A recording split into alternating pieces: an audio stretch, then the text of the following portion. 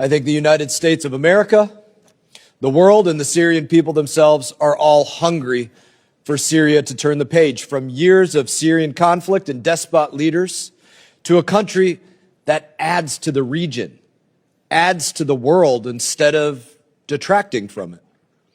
A country that invites back in those who fled instead of creating more refugees. I don't believe that any of us thought transitions from the dictator Bashar al-Assad to now Syrian President Ahmed al-Shara would be without incident. But we've already seen too many incidents, in my opinion. Too many incidents of sectarian violence against religious and ethnic minorities. There are a wide range of challenges faced in Syria in order to reach a peaceful democratic governance.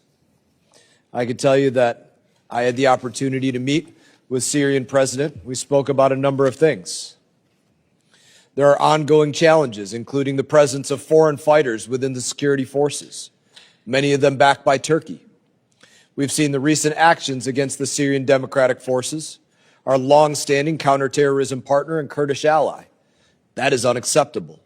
There have been actions against the SDF that forced CENTCOM to relocate 7,000 ISIS fighters from detention facilities across Syria and move them into Iraq. Also of serious concern, Russia has maintained a continual presence. We don't know entirely why. Perhaps that's because they are still harboring Bashar al-Assad, the ousted Syrian president, and the Syrian people want him back for justice. We can't be sure, but it's definitely an issue that we need to contend with. And we all know the current Syrian president is a former al-Qaeda fighter.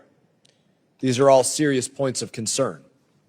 When I met with President al-Shara last November, I asked him very directly, why are he and I no longer enemies?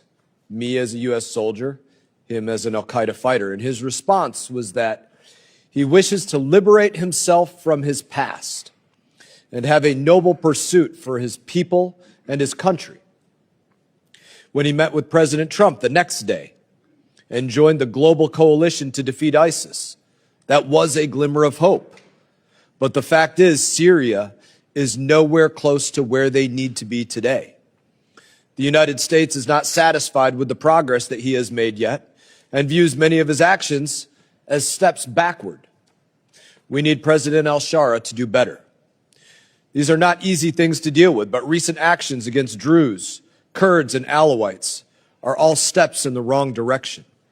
They do not create confidence for the United States in President al-Shara's desire to create, as he said to me, a noble future for the Syrian people, as he said he wanted to do. President al-Shara does not have a blank check from the United States of America. The United States repealed the Caesar sanctions because the reason for them to exist, which was the presence of Bashar al-Assad, that reason no longer existed. But we made it clear that conditions must be met in exchange. Those conditions include advancing military integration, protecting religious and ethnic minorities, as well as their integration into the Syrian government, and working with the United States to combat terrorists. Congress was pleased to see the recent integration deal signed by Syrian President al-Shara and SDF General Mazloum, whom I was happy to meet with in this past January, which was a step in the right direction.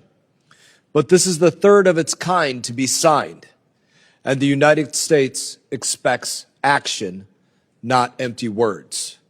The goal of today's hearing is to examine the challenges Syria faces and the implications for U.S. national security interests if Syria does choose to go down the wrong path.